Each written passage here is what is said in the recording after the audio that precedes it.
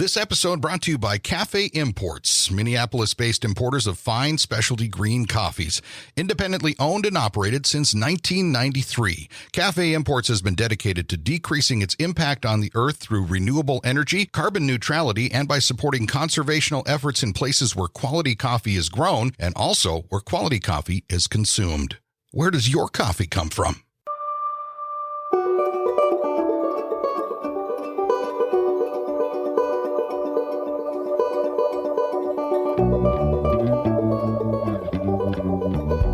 Welcome to the Lake Superior Podcast. I'm Walt Lindala. And I'm Frida Waara. We are made stronger by story, and there's no better source than the continent's largest body of fresh water, Lake Superior. So join us as we highlight the 5 national parks that ring this greatest of the Great Lakes, meet the people, tour the places, and learn about the projects that make these parks and body of water so remarkable. This podcast made possible with the support of the National Parks of Lake Superior Foundation and Media Brew Communications. I'm Walt Lindala. And I'm Frida Waara. Welcome once again to our podcast here today, our Lake Superior podcast, as we like to talk about what's going on with our friends at the National Parks of Lake Superior Foundation. Today, Frida, we're doing something that I'm actually kind of looking forward to. We're going to do something a little different. Instead of talking to somebody with the national parks, we decided that we're going to talk about ourselves a little bit. And how we came to love that big blue out there, Walt. Yeah. You know, we're both Finns, so if it's blue, we'll buy it, right? Or we'll fall in love with it, that's Absolutely. for sure. But definitely, I want to know, how did you, growing up on the canal and growing up in the Copper Country, the Lake Superior culture. Yeah. You were born with it. Well, I was. And you're right. As you mentioned that, we're both Finnish descent and Copper Country area. There's a lot of Finns up there. I was born up there, raised in Chassell on Portage Lake. But through that, of course, I got to experience Lake Superior firsthand quite a bit. And, now I've lived in Marquette for the last, 30 years or so that I've lived here, that this is something that I really appreciate in Marquette. I like the lake. I was just talking about this with somebody. My wife April and I, when we travel, when we get back to Marquette, one of the first things we'll do is, even before we go home, is we'll go drive along the Lakeshore Boulevard at Marquette, or go around Presque Isle or something along those lines, because there's something really reaffirming about the big lake. And I can't imagine life without that water there. We'll talk about it a little bit later here, but I've had some wonderful experiences with people that visit this area that aren't expecting it, aren't expecting to see what there's there.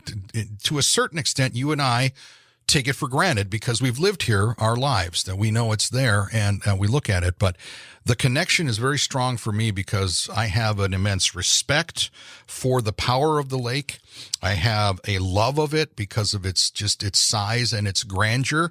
And I also am in awe of it when it really flares up some days, and it really gives you something to think about as to where your place is in the universe. It sounds kind of holistic and out there or whatever, but that's the way we feel. And my wife is Native American descent and works at Northern Michigan University as a professor of Native American studies. And she's turned me on to a whole other level of spirituality and relationship with the lake. And, I can't not imagine having it around. Absolutely. There's so much more. I could keep going, but I want to hear your connection. Tell me about you. Why is Frida Waara connected to this big lake? Boy, I got to tell you, I have to make a confession. I want so desperately to be a Youper. I think that's one of the finest compliments anyone can ever have growing up. But I'm not one. I'm not a native. Oh, Lordy. No, it's okay.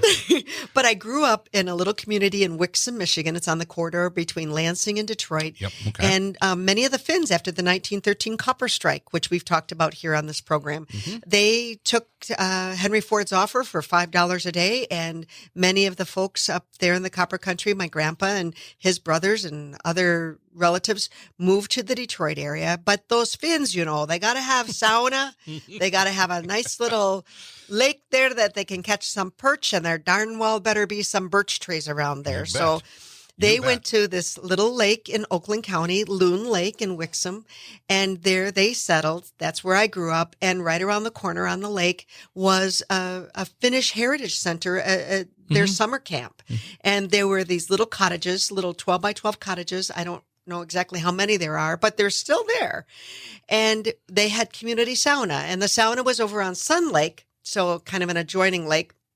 Many people might have been there because it had a 40-foot tower on it that we used to jump off of. So that's why I was ready for Black Rocks. Like, oh, yeah, Black Rocks, no problem. I can see the bottom at Black Rocks. Which, by the way, I do have a secret to tell you. I have never jumped off of Black Rocks. You have? I have not. I've lived in Marquette for over 30 years. I came here as a student at NMU. I've never done it. We're going to do it. Oh, geez. We'll wait till August, Walt. It's going to be, it'll be 95 degrees. We'll do it. But here's what I'm hearing is we have sort of this history through our Finnish heritage toward the industry and the business. We all know that, especially in the copper country, it's called the copper country because of the copper mines that were there up until the late 60s. And that really put those areas on the map. Like when we talk about the Keweenaw Historical Park, this entire area of the Keweenaw Peninsula, that is there because of the history of the mining. And, growing up there, it was Calumet Theater and the stamp mills along the lakeshore in Houghton and Hancock, and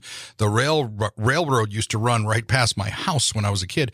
All these things that the Quincy mine, ubiquitous to the region there, that was just my stomping grounds, right? But as we were getting ready to do this, I was thinking about it, that I can't escape water, this big water.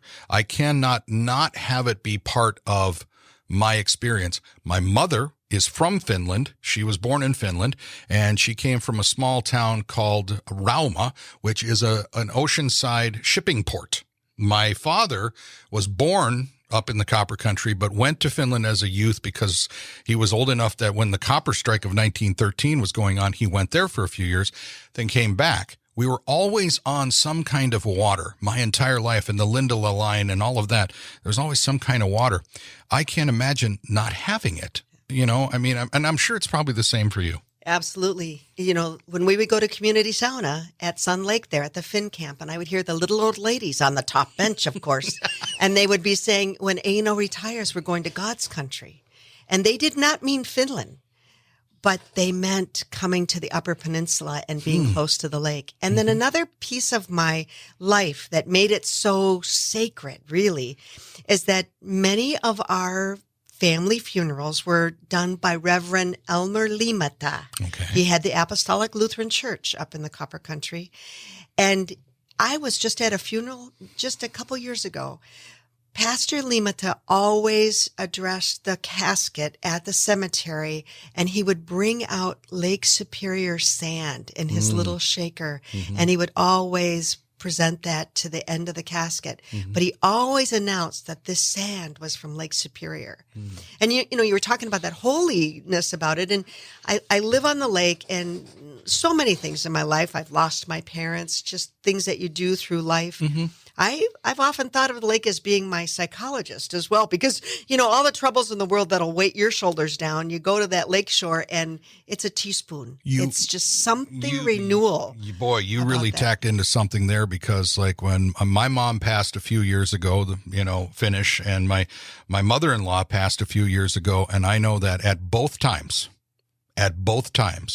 myself, my wife, April, went for a ride and sat out at Presque Isle in Marquette, which is right on Lake Superior, surrounded by Lake Superior, just for that. There is a calming presence of Lake Superior that it gives you, and it also gives you a feeling of you're part of something bigger, and it helps you make your way through it. And that's the way I feel about Lake Superior. It is an undeniable presence in our worlds, and I can't imagine it any other way.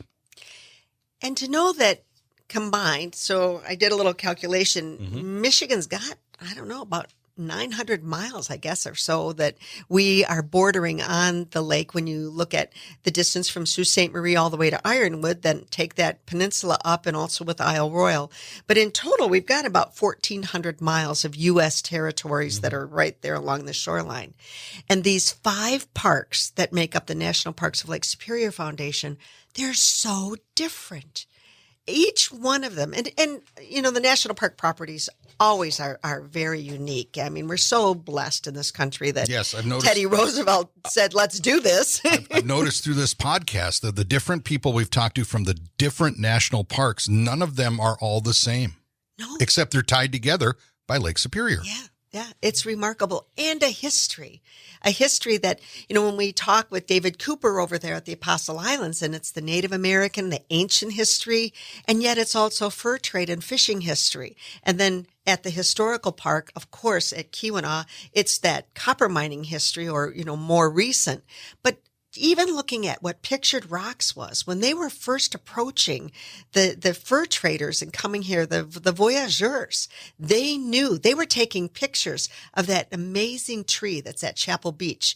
They knew that, not taking pictures, excuse me, but they were drawing pictures. Mm-hmm. They were documenting correcting it. myself there. They were documenting it. They had their iPhone out, and they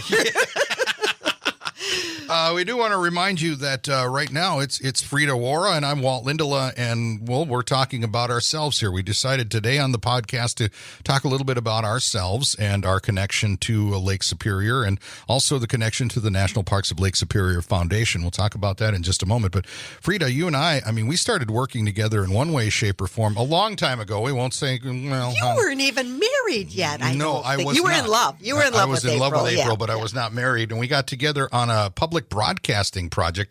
One of the first things I ever officially narrated, it was a documentary that WNMU TV put together on the sinking of the Mesquite, and this was something you were really involved in. Oh yeah, that was the first time I think I ever was in a helicopter jump seat, and I remember looking through the viewfinder, and I was hovering over the I don't know, couple hundred feet maybe over the wreck.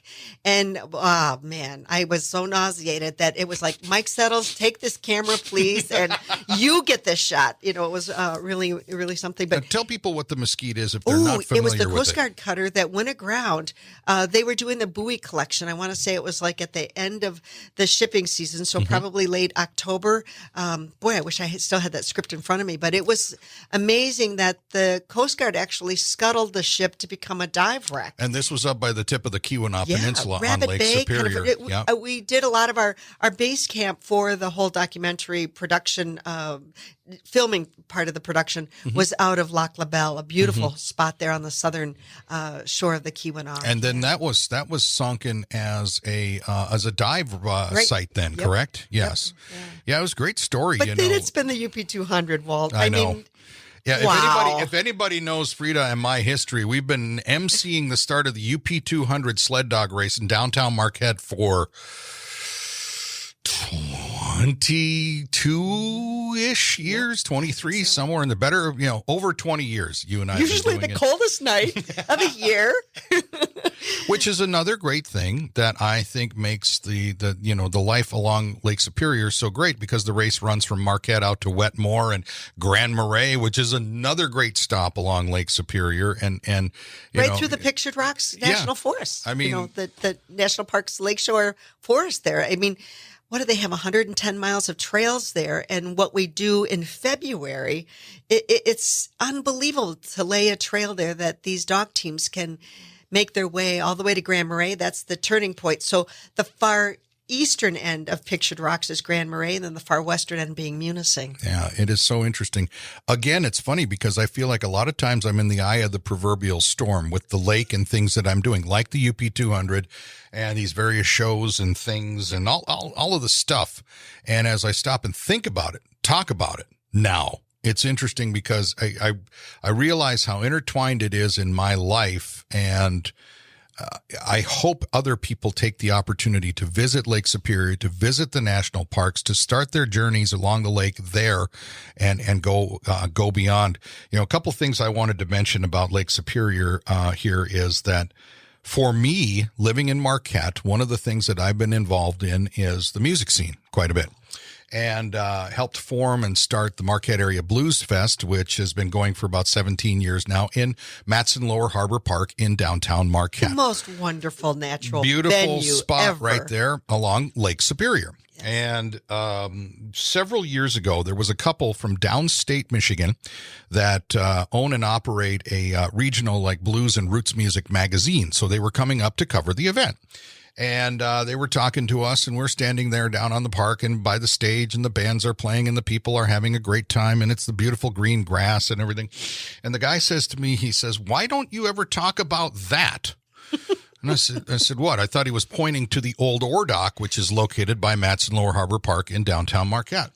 The old structure for when the ships used to come in for back in the mining days in Marquette. And I said, what, the old ore dock? And he said, no. He said that where you are, that you're on this great big lake. And myself and a few of the other organizers looked at each other and said, geez, we just take this probably for granted, yes. which many of us do. Mm-hmm. So we created a sort of slug line or a subtitle of the festival that we say, where Superior meets the blues. Oh, right? man. Ever since then, because we just take it for granted, but we have this music event in Marquette along the lake shore, and it's in a beautiful park on Lake Superior, and it's an experience. We've had artists that have come to play the festival from New York City that they think it reminds them of home because they feel like they're looking out on an ocean when they're standing on the shoreline. And my favorite story about the Lake Superior area in that part of Marquette and along that park is a friend of mine from a band in Atlanta, Georgia, was in Marquette with his other bandmates, and they were playing in Marquette for a couple of nights. And they were trying to write for a new project, a new CD at the time that they were working on. And they were in this terrible block. Just the music just wasn't coming, right? So they had played Friday night in Marquette, and they had all day Saturday before they played again. So my friend and another guy from the band took a walk along the path by Matson Park along the lake, and they took a walk along the lake shore in Marquette. And within an hour of that, ideas started to flow, songs started to flow like the water, they said, and it started to come out. And I said, that's the power of Lake Superior. Absolutely. You know, the renewal, water. Mm-hmm. We can't live without it. Right. I mean, you can try to be in Tucson, but you know what? And I apologize for anybody that's listening in Tucson. I don't know how you do it. I just don't. I mean, it's sauna hot for sure, but we have water. Yeah. Well, we're talking here, Frida Waara and I. We are your hosts of our regular Lake Superior podcast, but we're talking about our connection to Lake Superior today. Frida, I feel like we could spend an hour talking about like your adventures out on the lake with your kayaking and all of that, but it's really something that it sounds like you have an understanding of getting out on the water, having the adventure of it. But I feel like there's something that really drives you, like the connection to the water, the silence of it all. Tell me about that a little bit. You know, it's probably that genetic thing, somehow that people just need, like you do, Walt. You just need to have that water. Your mom did. Your family roots are there. But I also, it is my face of wilderness for me. I have done some expeditions where it's been a very long trek before you ever saw humans. But in the lower 48, to be paddling Lake Superior and not see another soul for 8 days, where can you go in the lower 48 that you will not see another person for 8 days and make miles? You can stay in your house, of course, sure, but, right. Make miles. And that's been on the Lake Superior shoreline, kayaking it. But I think you're a Finn like me. We like to be alone sometimes. Oh yeah, I know. Well, but we love to talk too, yes, so it's always about the Make stories sure the coffee's for sure. On, right? Yeah, the coffee's hot. But I also, when I was invited to become a board member of the National Parks of Lake Superior Foundation, it was an open door to say, let me be something of a force to try to make awareness for sure. Because I think once someone becomes aware of the lake, they'll also then try to protect it. They'll work to protect it. They'll understand why it's worth protecting. And the parks are certainly that place, and they become that window to all the, not only just the lake, but the lives that have been there for centuries. And the National Parks of Lake Superior Foundation, because they're 5 little parks. So many parks have friends of, and even amongst those 5 parks, the Apostles has a friends of, the Apostle Islands and Keweenaw and Isle Royal. But to be grouped together, because the national parks themselves can't do fundraising. Right. So we know there's projects, simple things. Well, tell me a little bit about the foundation. I mean, we talk about this as the National Parks of Lake Superior Foundation's Lake Superior podcast.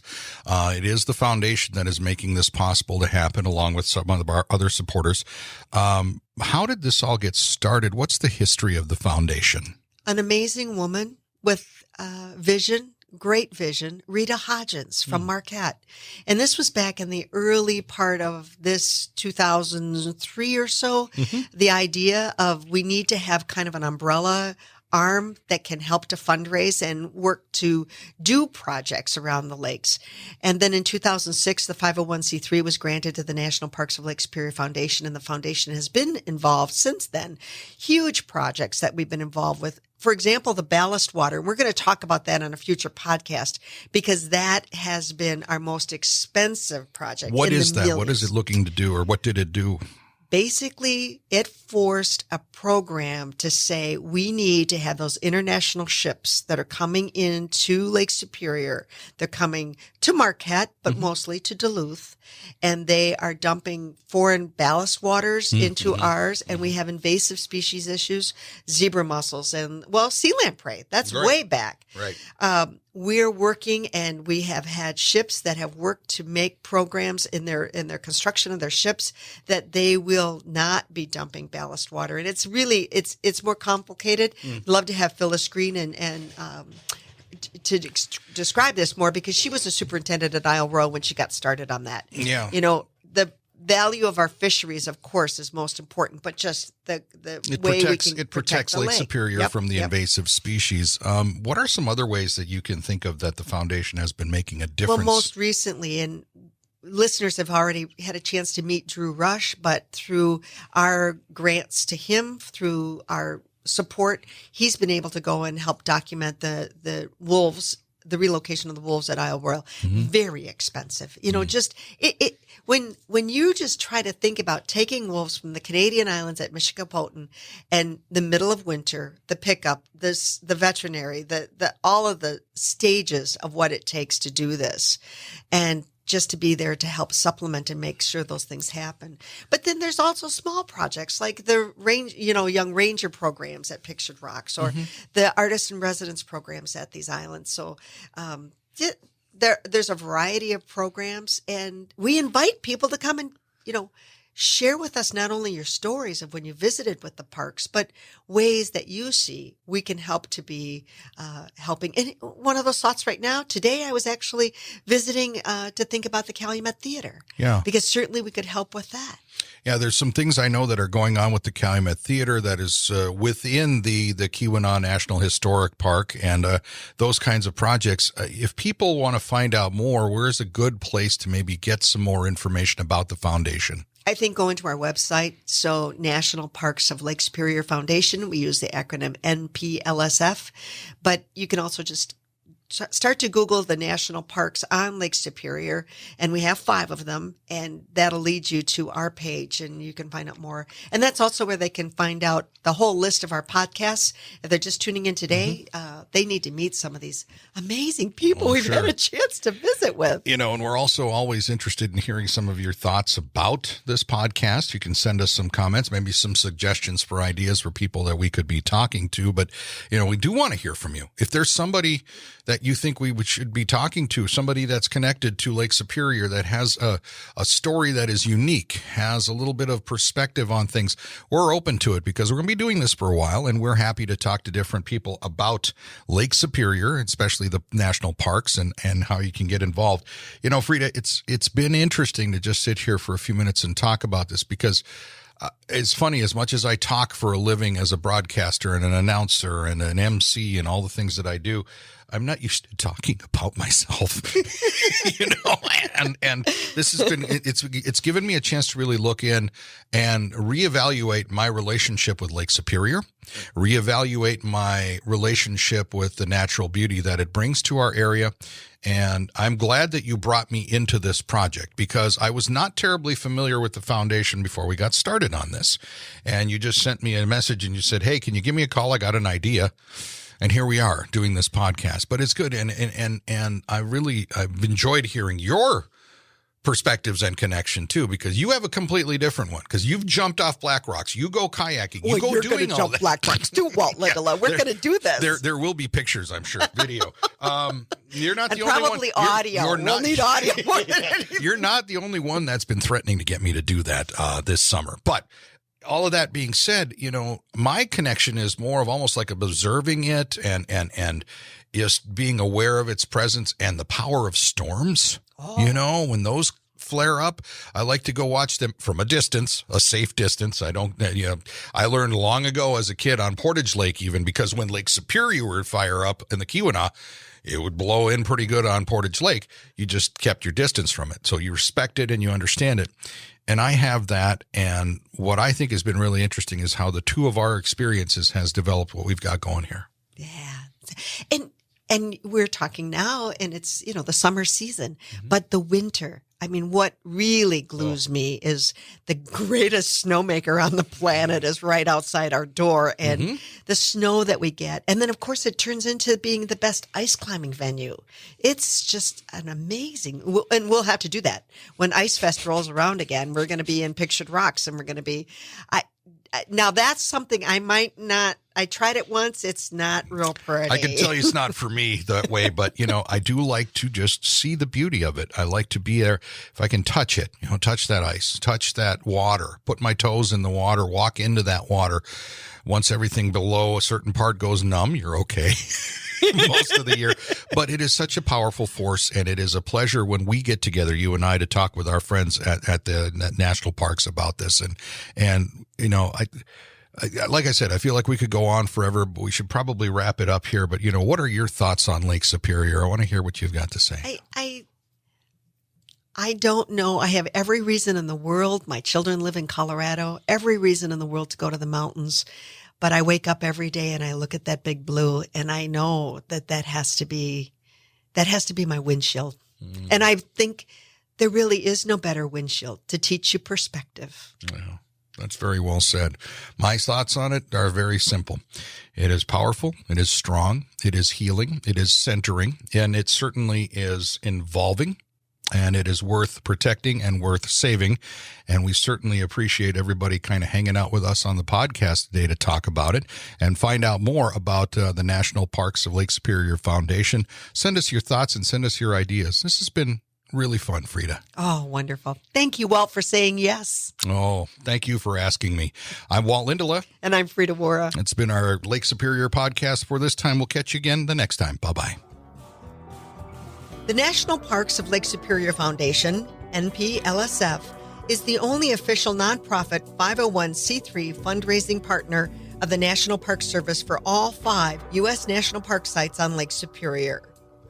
To learn more about NPLSF projects and programs, you can visit the website at nplsf.org or friend them on Facebook. I'm Frida Waara. And I'm Walt Lindala. Thanks for listening to the Lake Superior podcast. This podcast made possible with the support of the National Parks of Lake Superior Foundation and Media Brew Communications. This episode brought to you by Cafe Imports, Minneapolis-based importers of fine specialty green coffees. Independently owned and operated since 1993, Cafe Imports has been dedicated to decreasing its impact on the earth through renewable energy, carbon neutrality, and by supporting conservational efforts in places where quality coffee is grown and also where quality coffee is consumed. Where does your coffee come from?